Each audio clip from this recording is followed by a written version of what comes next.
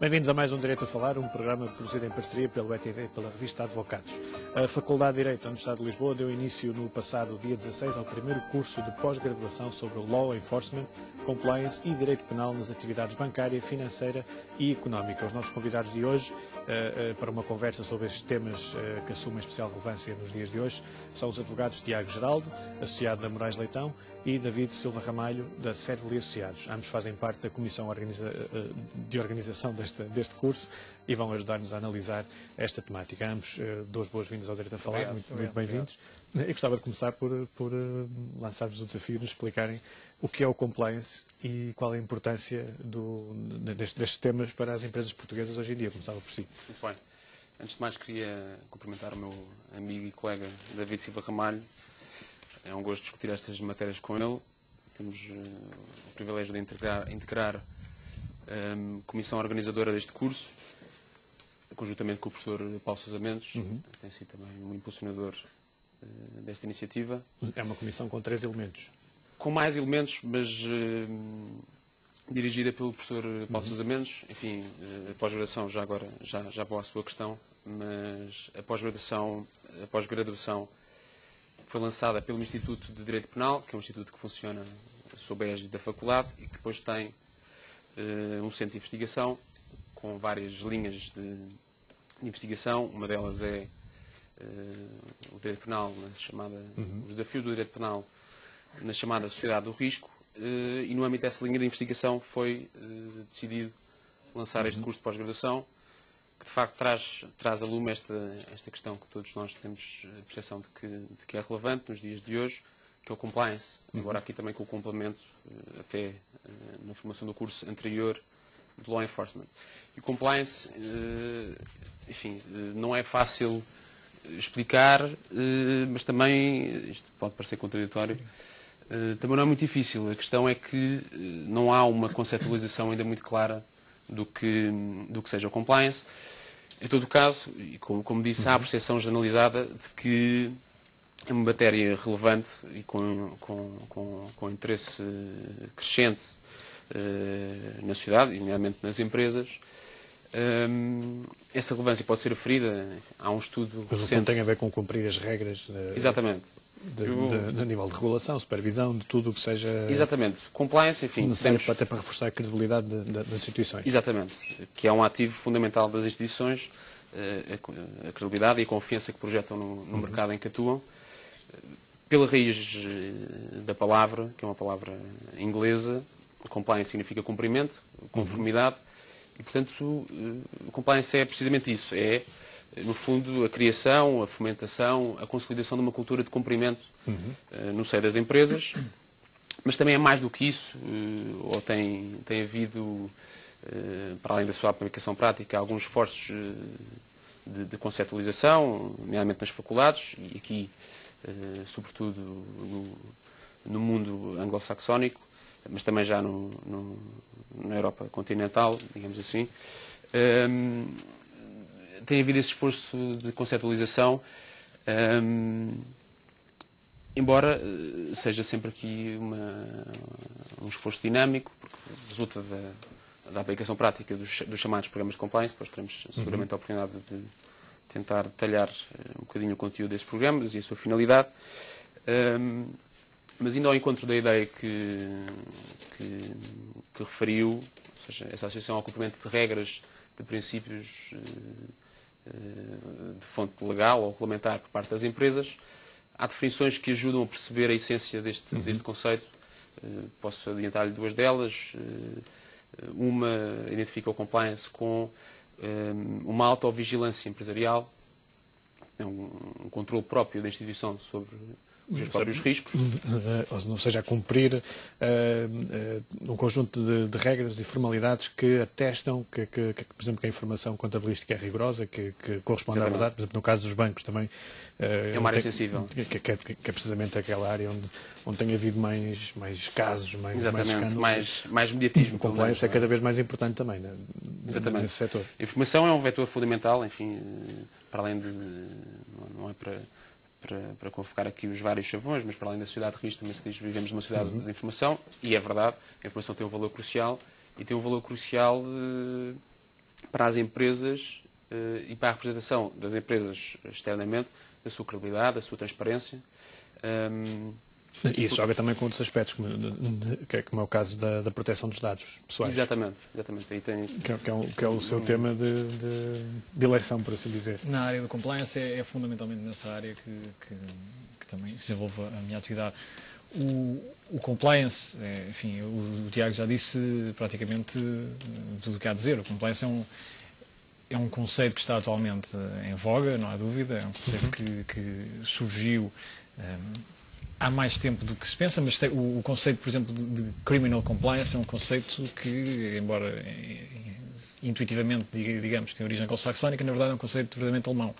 É um conceito que tem vindo a ser trabalhado especialmente pela doutrina alemã, mas que é evidente que tem antecedentes no sistema norte-americano. Aliás, isso tem a ver por exemplo, com temas forenses também, de análise, de verificar-se em contextos de más práticas financeiras, se as regras de compliance foram cumpridas. Tem a ver com isso? Também. Isto começa desde logo, não vou fazer aqui naturalmente nenhum discurso histórico, mas o problema colocou-se, com particular ênfase dos anos 30, nos Estados Unidos, no mercado de valores mobiliários, os problemas com a imposição de mecanismos de self-policing, portanto, para evitar problemas de insider trading e outra natureza, e foi sendo desenvolvido principalmente no sistema, como disse, no sistema norte-americano, muito em virtude da sua concepção muito liberal do sistema sancionatório, uma concepção que o sistema sancionatório deve ter uma intervenção menor e que deve caber às empresas autorregularem-se e definir os seus sistemas de cumprimento normativo. E então assistimos a uma evolução do conceito de compliance que depois teve um abrandamento, digamos assim, nos anos 80 no mundo anglo-saxónico e foi recuperado pelo sistema, digamos, continental e agora há um particular enfoque, especialmente com a tendência do aumento da punibilidade das pessoas coletivas, verdadeiramente, que é uma coisa em Portugal relativamente recente, que data dos anos 80 inicialmente, mas foi verdadeiramente generalizada em 2007. Portanto, é um conceito relativamente recente de uma pessoa coletiva poder responder por crimes. Intuitivamente seria algo que nós não concebemos, uma pessoa coletiva não se mexe, não pratica atos por si, mas a verdade é que a pessoa coletiva pode ser responsabilizada. Neste aspecto, por exemplo... Torna ainda mais importante o cumprimento dessas regras. Mas em Portugal é realista? Acham que é realista falar em autorregulação nestes temas?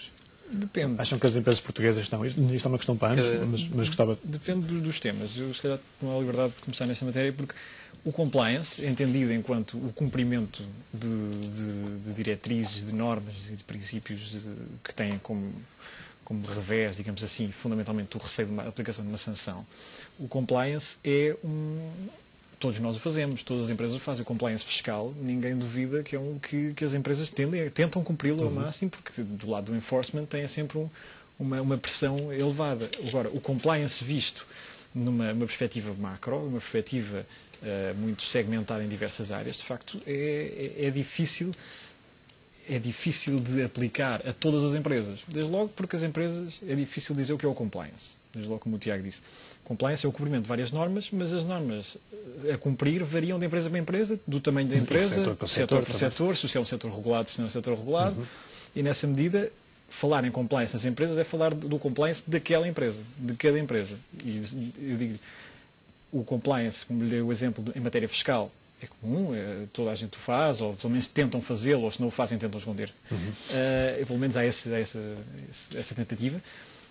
O compliance laboral, também há essa convicção. Enfim, não há dúvidas que as empresas tentam cumprir a obrigação de criação de serviços de medicina, de higiene e segurança do trabalho, etc. Mas depois temos outro tipo de compliance. Exatamente, são obrigadas, e é esse o revés da medalha, é que têm de criar condições internas para o cumprimento de normas sobre aquela ameaça pendente, neste caso, de uma fiscalização, embora não seja esse o objetivo do compliance. O compliance visa verdadeiramente criar uma cultura de cumprimento normativo voluntário e não tão coativo. Mas depois, se falarmos no compliance noutras áreas, designadamente, como disse, na proteção de dados, não há tanto esta convicção, designadamente nas pequenas empresas, mas também nas grandes empresas, de que da malha normativa, ou talvez não a malha normativa, mas do conjunto de regras aplicáveis às empresas em matéria de proteção de dados. Dou-lhe o exemplo, como disse há pouco, por exemplo, os serviços de medicina do trabalho. Toda a gente sabe que são obrigatórios no âmbito do compliance laboral, mas se calhar pouca gente sabe que o empregador tem de fazer um pedido de autorização à Comissão Nacional de Proteção de Dados para poder tratar dados relativos à medicina no trabalho. Exato. Sem prejuízo, o empregador não sabe o que é que o médico de trabalho vai fazer. O empregador sabe se aquele trabalhador está apto ou está inapto. Mas não deixa de ser responsável pelo tratamento e não deixa de haver uma obrigação de pedido de autorização à CNPD, apesar de ser uma obrigação legal. Daí que o problema do compliance tem de ser visto nas diversas vertentes, nas diversas empresas, nos diversos setores. Eu talvez, recuperando o que o David disse há pouco, na associação que é feita e também é hoje quase um dado adquirido entre compliance e direito penal, aliás, é esse o sentido da própria designação do curso de pós-graduação que se iniciou no Depois fazem uma ligação entre os temas. Embora seja hoje um dado adquirido, de facto, intuitivamente pode-se estranhar porque é que há essa associação. Mas a explicação reside, creio, e aliás historicamente tem sido assim, na circunstância das pessoas coletivas passarem a ser punidas, sujeitas a sanções penais ou parapenais, digamos assim. Nós, no nosso ordenamento jurídico, temos as contraordenações que ganham cada vez maior relevância e severidade pelo montante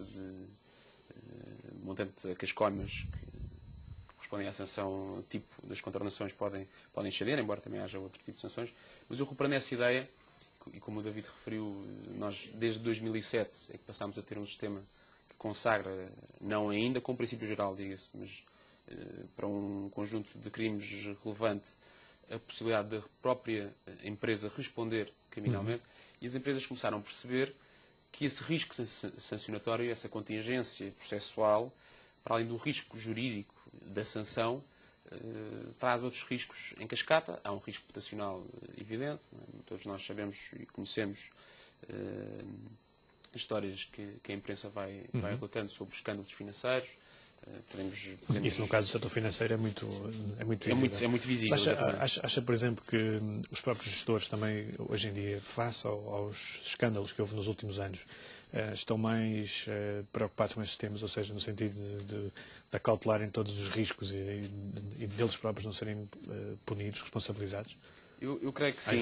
Creio que sim, e aproveitando também para responder à questão que colocou há pouco, também em Portugal, sobretudo em razão do impacto mediático que a crise financeira de 2007-2008 trouxe e dos vários escândalos, para utilizar a expressão consagrada, os vários escândalos financeiros de que se deu notícia, e os administradores, sobretudo, percebem, hoje em dia, a relevância do compliance, mesmo no plano do seu negócio.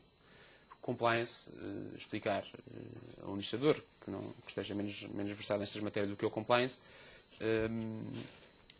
implica algum trabalho de casa, digamos assim, e é sobretudo preciso, numa lógica de negócio e de gestão, explicar as virtudes, os benefícios que pode alcançar com o programa de compliance. E o programa de compliance tem, na sua raiz, uma vertente eminentemente preventiva. Os administradores percebem que, mesmo numa lógica de competitividade, o compliance acaba por pode distinguir empresas do mesmo setor. E no mercado de capitais? Acha que o mercado de capitais português já faz a distinção entre as empresas que têm boas práticas e as que não têm? As empresas fazem, quase como questão de honra, fazem questão de honra de anunciar ou de publicitar os programas de compliance que têm, os sistemas de controle que têm implementados, nomeadamente no setor financeiro, ou no setor dos mercados financeiros. É um setor, por natureza, muito sensível.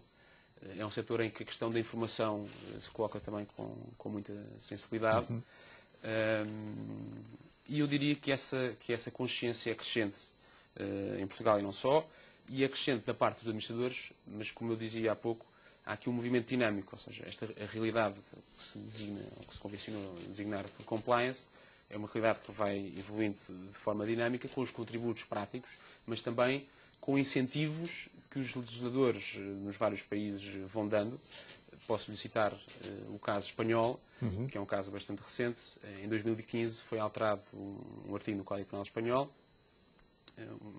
um artigo que já vinha de uma reforma de 2010, no sentido de conceder, verificadas certas condições, conceder imunidade ou exclusão de responsabilidade penal das empresas, caso demonstrem que tinham em vigor e tinham implementado com eficácia, com uma proteção de eficácia pelo menos, um programa de compliance que respeita um conjunto de diretrizes que se entendem ser, e estão vertidas na própria lei espanhola, que se entendem ser as ideais ou as idóneas a garantir que a prática de factos ilícitos não ocorre. É evidente que nenhum programa de compliance, por mais robusto que seja, por mais detalhado que seja, consegue evitar... Era isso que eu lhe ia perguntar, é que eu recordo-me que uma das conclusões que saíram da Comissão de Inquérito ao caso BES foi que, em termos formais, no papel, Exatamente. as regras eram todas cumpridas.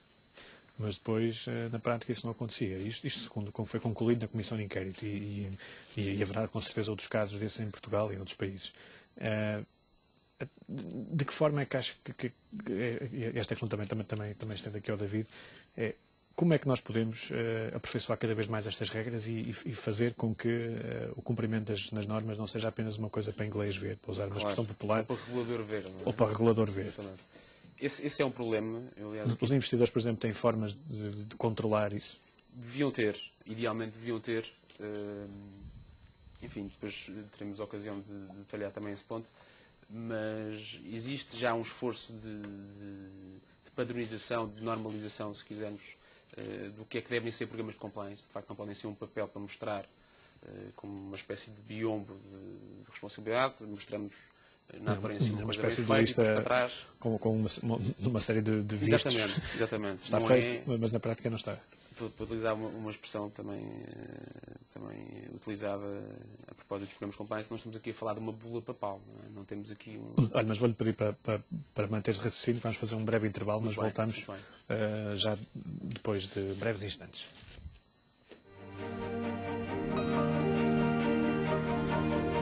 Bem-vindos de volta ao Direito a Falar, hoje dedicado ao tema do compliance nas empresas.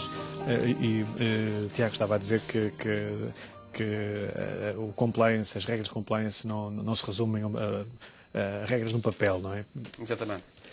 O compliance, enfim, como referi, tem havido um esforço de padronização, não do conteúdo dos programas de compliance, do que deve ser um programa de compliance, porque, como o David referiu, há várias nuances a ter em conta, o tipo de atividade que é exercida pela empresa, a dimensão da empresa, o facto de ser ou não um setor regulado, isso evidentemente interessa muito, mas tem havido um esforço de standardização de procedimentos ou de arquitetura geral de um programa de compliance.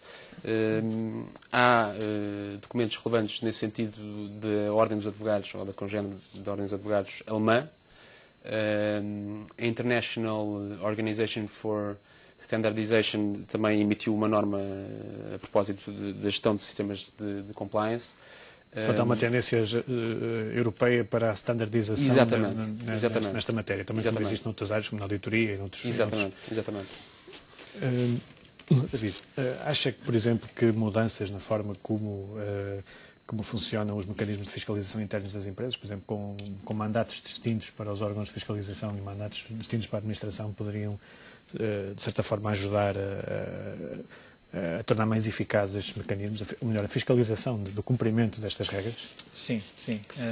Parece-me sim, mas como o Tiago referia, a ideia do programa de compliance como a atribuição formal de cargos específicos a certos órgãos, a certas pessoas dentro de certos órgãos, ou como a atribuição a criação de canais formais de procedimentos internos que ajudam a formalmente revelar indícios de práticas de ilícitos, é uma ideia que está cada vez mais ultrapassada. Não é?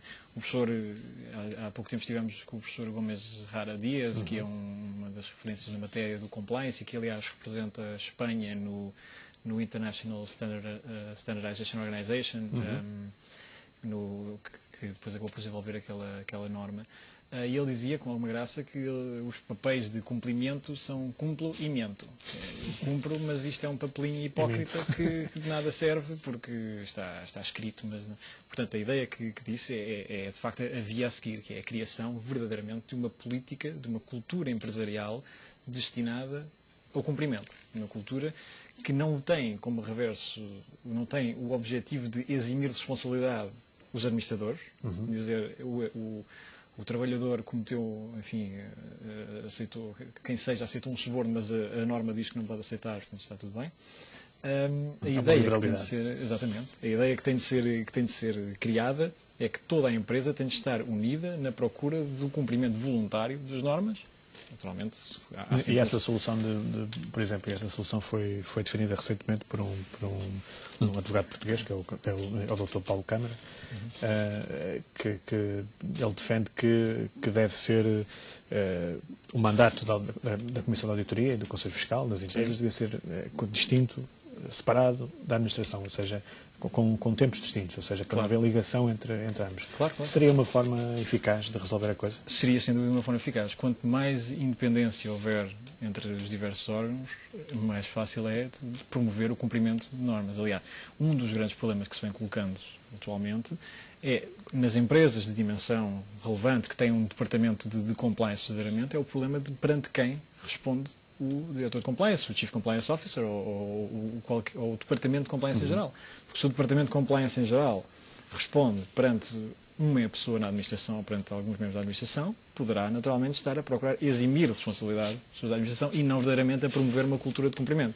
O compliance tem estas duas vias. Portanto, é preciso uma separação de poderes mais efetiva. Podemos até imaginar precisamente uma tripartição de poderes, diga-se, em que, por exemplo, o órgão do compliance seria o órgão legislativo, o órgão executivo teríamos na administração e o órgão jurisdicional para a aplicação judicial, para a aplicação das sanções em caso. E, aliás, a tendência que se procura seguir é, de facto, a criação de órgãos independentes dentro da empresa, da atribuição de mandatos independentes, para que haja um sistema, digamos, de checks and balances que evite a responsabilização e a prática de infração.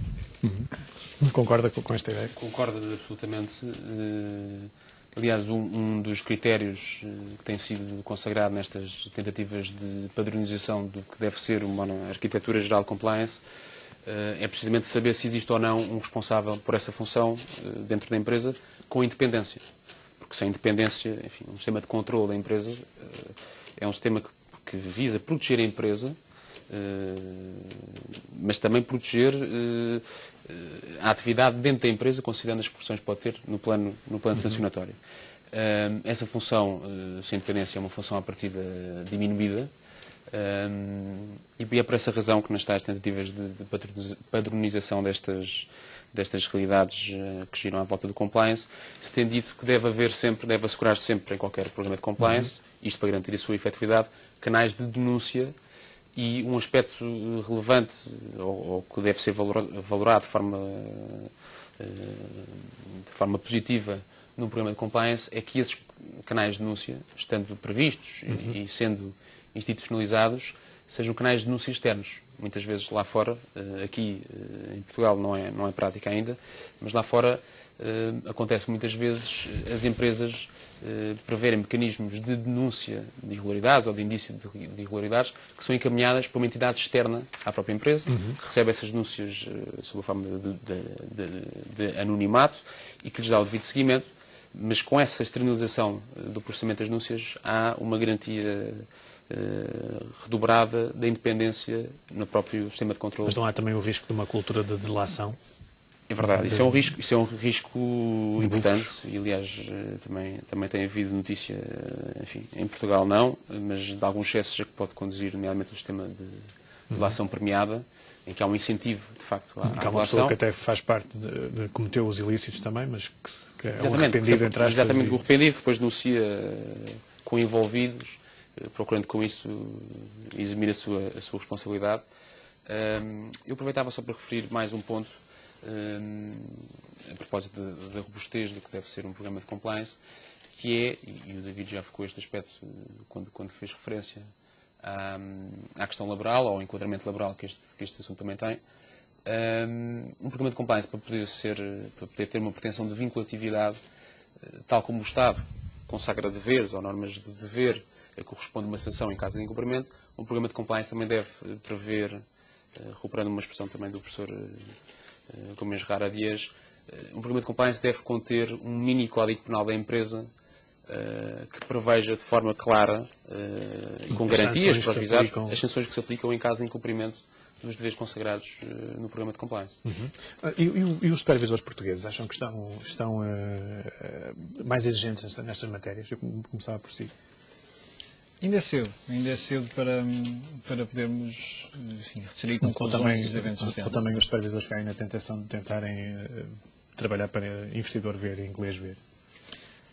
É como lhe digo, a questão que me coloca tem subjacente um problema que é se, de facto, os supervisores mudaram ou não a sua conduta à luz de casos que tenham vindo à luz recentemente. E isso ainda é cedo para se dizer. De facto, nós podemos extrair recentemente várias recomendações, aliás, ainda há pouco falou na Comissão Parlamentar de Inquérito, ocorrida no caso BES, mas enfim, a verdade é que os supervisores têm uma conduta, muitas vezes, que é o problema da fusão da função quase legislativa e executiva e sancionatória no mesmo hora. Tem uma visão, muitas vezes, de procura ficar bem na fotografia também, exatamente. Mas eles também são humanos, não é? Isso é verdade. Mas eu gostava também de recuperar aqui o ponto que há pouco referíamos da necessidade de facto de isenção e de procura do sistema de checks and balances. Recentemente, a via que tem sido seguida na União Europeia, e designadamente isto tem-se colocado também no problema da proteção de dados, é não tanto essa postura de invasão das autoridades sancionadoras e supervisoras, mas uma colocação do ónus do cumprimento da lei do lado das empresas. Portanto, um reforço do compliance, um reforço do cumprimento voluntário das normas jurídicas por parte dos sujeitos passivos das mesmas. E isto, eu posso dar o exemplo aqui do caso do Regulamento Geral de Proteção de Dados. Tem-se colocado, o Parlamento Europeu, quando fez a sua análise da proposta da Comissão do Regulamento Geral, foi no sentido de acabar, em grande medida, com os passos administrativos e de autorização, notificação, de regularização administrativa junto de uma entidade independente de tratamento de dados pessoais ou do cumprimento da norma, e o que fez foi colocou, em grande medida, do lado da empresa, o dever de cumprir as normas. Portanto, o reforço do compliance tem tido agora, e especialmente com a parte da proteção de dados, que eu digo que está muito à frente nesta matéria, e tem incorporado grande parte das recomendações e que são o modelo de standardização do compliance, o que tem feito é promover que as empresas introduzam mecanismos internos de cumprimento, reforçando, por outro lado, os poderes sancionatórios das autoridades administrativas, prescindindo de um modelo de fiscalização prévia das autoridades administrativas em que elas têm de autorizar tudo antes de se iniciar a conduta e enquanto a empresa desenvolve a sua atividade. E o que se tem feito é dizer a empresa tem a obrigação de cumprir a lei, a empresa vai ter de instaurar mecanismos que permitam o cumprimento da lei. A autoridade, neste caso não é na reguladora, mas a autoridade responsável pelo tratamento de dados pessoais, pelo controle do tratamento de dados pessoais, não vai fazer um controle prévio. O que vai fazer verdadeiramente é fiscalizar, tendo como reverso o poder de aplicar sanções muito mais elevadas, um poder fiscalizador mais intenso e, portanto, é uma tendência de facto de reforço do compliance, e isto coloca-se, por exemplo, como há pouco referíamos, a existência de um compliance officer é muito relevante numa empresa, especialmente em empresas de dimensão grande. Ajuda a reforçar a confiança do mercado nessa empresa. E o que agora se tem visto no segmento da proteção de dados é a criação de um Data Protection Officer, que é uma espécie de Compliance Officer, criado especificamente para assuntos de proteção de dados, em empresas que tenham mais que tratem dados de mais de 5 mil indivíduos, durante um período inferior a 12 meses. E o que se coloca aqui é as empresas têm de ter este indivíduo que promove o compliance a nível da proteção de dados, e que, nessa medida, enfim, é um órgão fiscalizador interno, é um polícia interno, digamos assim. Isto para os advogados é bom. É mais trabalho, mais oportunidades de trabalho. Depende. Se no plano da proteção de dados, por exemplo, que é aquilo que estava a falar, pode não ser, na medida em que o que vai acontecer, enquanto atualmente nós temos um sistema de vários balcões, portanto, uma empresa desenvolve atividades em vários países, está sujeita a vários regimes legais diferentes de tratamento de dados e tem de os regularizar internamente, o que de facto promove que os advogados façam sistemas de auditorias internas e de controle da legislação vigente, com o Regulamento Geral de Proteção de Dados, que é um regulamento comunitário, ou melhor, um regulamento da União Europeia, que é diretamente aplicável a todos os cidadãos da União Europeia. O que se coloca é apenas o Estado onde aquela empresa está sediada, em princípio, poderá Passa a haver exatamente, há uma centralização. Mas, no geral, há uma tendência cada vez maior da parte das empresas, tanto pequenas como grandes, para terem mais atenção a estes temas. Não é? Portanto, para a classe dos advogados, acho que é positivo. É positivo, mas, falando em causa própria, também é necessário. Sobretudo porque no primeiro plano, ou no primeiro passo da elaboração de qualquer programa de compliance estruturado, que parta de uma visão integrada dos problemas que se colocam num determinado setor de atividade, esse primeiro passo é necessariamente a avaliação de riscos, a análise de riscos. Para conhecer os riscos de uma empresa, é preciso conhecer o negócio ou os negócios que a empresa desenvolve, mas também é preciso, e aí entram os advogados e os juristas das empresas e os compliance officers, normalmente, aliás, é uma função desempenhada por juristas, por razões óbvias, mas é precisamente porque é necessário que haja um conhecimento do enquadramento legal, regulatório. Enfim, a crise, o movimento começou antes, mas com a crise houve um incremento da malha legal, regulatória. Também há muitas vezes a ideia de que criando novos deveres se resolvem os problemas. A experiência disto não é sempre assim, mas isso tem sido feito. E esta pós-graduação teve procura na classe? Teve.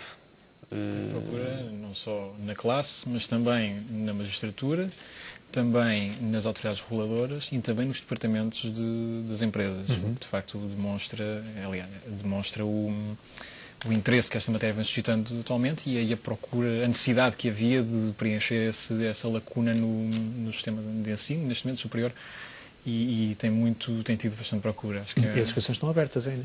Estão abertas. Ainda estão. A pós-graduação começou no dia 16, teve uma sessão até agora, excluindo a sessão de abertura, terá outra nesta quinta-feira, mas ainda há a possibilidade, de facto, das inscrições, de serem feitas novas inscrições, sim. E complementando, ainda estamos no pós-graduação com o resultado do programa, que está disponível lá online, está dividido em dois grandes blocos. Um bloco geral, que no fundo pretende passar em revista, dar uma perspectiva global dos problemas em termos gerais de enforcement e compliance, exatamente. E depois, no segundo bloco, que começará já em 2016, há um segundo bloco, que é um bloco setorial, em que são tratados problemas que se colocam em determinados setores. Temos o setor bancário, o setor dos mercados financeiros, o setor do tratamento de dados, o setor do combate à corrupção, e a ideia, como referimos, é que possa haver outras edições do curso no futuro que cubram outros setores específicos, porque os problemas de facto são diferentes consoante o setor em que a empresa atua e os problemas jurídicos que se colocam também. E reparei que tem aqui alguns nomes de peso na área. Tem o professor Menezes Cordeiro. Exatamente. Tem Paulo Pinto Alquerque. Aliás, a nossa intenção, a intenção da Comissão Organizadora foi sempre colocar, fundamentalmente, um académico de peso, um advogado e alguém que esteja no lado do enforcement, assim, da autoridade reguladora ou de outros tipos. E isto suscita naturalmente interesse no público. Ou seja, ter um lado académico e do outro lado intervenientes na vida real. Que vida real, salvo seja, da gestão no terreno, por assim dizer. Porque aquilo que realmente interessa aos responsáveis das empresas é saber o que podem fazer para melhorar a cultura empresarial da sua empresa. As autoridades reguladoras querem saber o que é que deve ser feito num programa de compliance para que a empresa, de facto, não seja responsabilizada, para que se consiga perceber, no âmbito de uma infração, uma vez verificada, que se estava tudo de acordo com aquilo que era exigível. A magistratura também tem interesse em saber, para os casos de impugnação, de quaisquer sanções eventualmente aplicadas, e naturalmente os advogados têm interesse em saber como fazer programas de compliance, como implementar os programas de compliance e como prestar melhor assessoria às suas E esta pós-graduação é aberta a licenciados em Direito e ou também de outras áreas? De outras áreas também. Quantas inscrições estão abertas neste momento? Não temos um número fechado de inscrições, para já temos, apesar da pós-graduação já estar bastante, ter uma audiência bastante robusta já, e ter já bastantes pessoas, enfim, o espaço é o espaço que a sala permite, e se aquela sala não permitir, um anfiteatro permite. Já se há outra sala, não é? Já se há outra sala, E em termos de custos para os alunos? Os custos, a propina, enfim, os dados estão referidos nas condições de acesso. Tudo isso está disponível no site do Instituto, passa a publicidade idpcc.pt. Também há a possibilidade, a par da inscrição geral no curso, há a possibilidade de inscrição em módulos avulsos, que também é certificada, nomeadamente para as pessoas que trabalham nestas matérias, mas querem aprofundar os seus conhecimentos num setor específico de atividade, podem fazê-lo através das tais inscrições avulsas, mas números claros não temos. Em termos de foco, há um foco muito grande nos poderes do Banco de Portugal, da CMVM, dos reguladores. Exatamente. E o tema do branqueamento de capitais e da corrupção, o tema também que está ligado à compliance. O último módulo setorial, digamos assim, é precisamente o da prevenção da corrupção, ou do combate à corrupção, melhor dizendo. A questão do branqueamento está coberta no bloco setorial que diz respeito à atividade bancária, que, enfim, é um problema tradicionalmente associado aos bancos, tem deveres muito rigorosos nessa matéria. E agora com este tema do terrorismo, exatamente. Cada vez mais atual. Aliás, a nossa lei, precisamente, de prevenção de branqueamento e financiamento do terrorismo. Há matérias interessantes, enfim, posso referir a questão da proteção dos denunciantes, dos chamados whistleblowers, e dos deveres que se colocam às instituições bancárias, mas também outras. As próprias sociedades de advogados são sujeitas passivas do dever de informação ou de denúncia em casos em que haja suspeitos, embora isso depois coloque problemas. E acha que isso em Portugal Isso é cumprido ou ainda há muito por fazer? Na minha opinião, do lado das sociedades de advogados, acho que isso coloca problemas de confronto com princípios da profissão que são controversos. Do lado dos bancos, o rigor é crescente e a preocupação com estas matérias é crescente porque, mais uma vez, voltando ao que começámos por dizer, os riscos de não cumprimento destas regras são muito elevados. São um risco muito grande no plano sancionatório para as próprias instituições, no caso, instituições bancárias. Em termos de imagem, de confiança do mercado. O risco de não compliance ou de non-compliance é um risco jurídico muito grande. E com isso reputacional, etc. Vamos ter que terminar. Muito obrigado a ambos por terem vindo ao Direito a falar. E nós voltamos na próxima semana com novos temas e com novos convidados.